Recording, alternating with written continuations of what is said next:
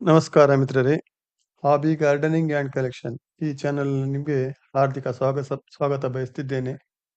ನಾನು ಇವತ್ತು ಹುಣಸೆ ಹುಳಿ ಅಂದರೆ ಟೆಮರಿಂಟ್ ಈ ಬೆಳೆಯ ಬಗ್ಗೆ ವಿಡಿಯೋ ಮಾಡ್ತಿದ್ದು, ಇದೊಂದು ಎಲ್ಲ ಮನೆಗಳಲ್ಲಿಯೂ ನಿತ್ಯ ಉಪಯೋಗಿಸಲ್ಪಡುವ ಬಹು ಬೇಡಿಕೆಯ ಕೃಷಿ ಉತ್ಪನ್ನವಾಗಿದ್ದು, ಒಂದು ಒಳ್ಳೆಯ ಬೆಲೆ ಮಾರುಕಟ್ಟೆಯಲ್ಲಿ ಲಭ್ಯವಾಗುತ್ತದೆ. ಇದನ್ನು ದೇಶದ ಹಲವಾರು ರಾಜ್ಯಗಳಲ್ಲಿ ಗಣನೀಯ ಪ್ರಮಾಣದಲ್ಲಿ ಉತ್ಪಾದಿಸಲಾಗುತ್ತಿದೆ.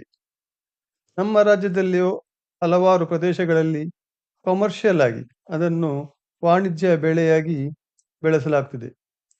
ಈ ಬೆಳೆಗೆ ಉತ್ತಮವಾದ ಮಳೆಯಾಗುವ, ಉಷ್ಣತೆ ಇರುವ ಪ್ರದೇಶ ಬೇಕಾಗಿದ್ದು, ಮಳೆ ಆಶ್ರಯಿತ ಬೆಳೆಯಾಗಿರುವುದರಿಂದ ಇದೊಂದು ಬಹುವಾರ್ಷಿಕ ಬೆಳೆಯಾಗಿದ್ದು, ಒಂದು ತೋಟ ಮಾಡಿ ಬಿಟ್ಟರೆ 16 ವರ್ಷಗಳವರೆಗೆ ಉತ್ಪನ್ನವನ್ನು ಅಂದರೆ ಹುಳಿಯನ್ನು ನಿರಂತರವಾಗಿ ಪಡೆದುಕೊಳ್ಳಬಹುದಾಗಿದೆ.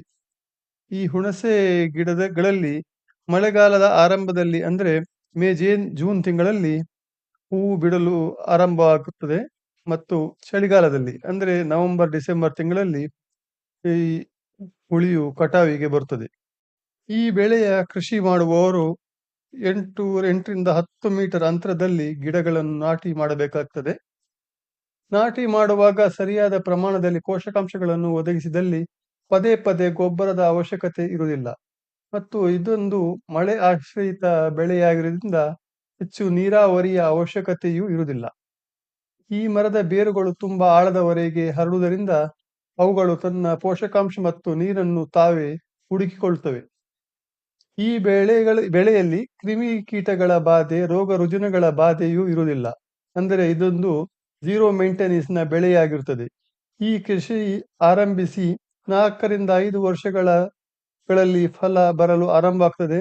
ನಂತರ ಇವು ನಿರಂತರವಾಗಿ ವರ್ಷಕ್ಕೊಮ್ಮೆ ಫಸಲು ನೀಡುತ್ತಲೇ ಇರುತ್ತವೆ. ಈ ಟಮರಿನ್ ಅಂದರೆ ಹುಣಸೆ ಹುಳಿಯ ಕೃಷಿಯ ಬಗ್ಗೆ ಸಂಕ್ಷಿಪ್ತ ಮಾಹಿತಿಯಾಗಿದ್ದನ್ನು ಇನ್ನೂ ಹೆಚ್ಚಿನ ಮಾಹಿತಿ ಬೇಕಾದಲ್ಲಿ ಕಮೆಂಟ್ ಮಾಡಿ, ಮಾಹಿತಿಯನ್ನು ಖಂಡಿತವಾಗಿ ಒದಗಿಸಲಾಗುವುದು.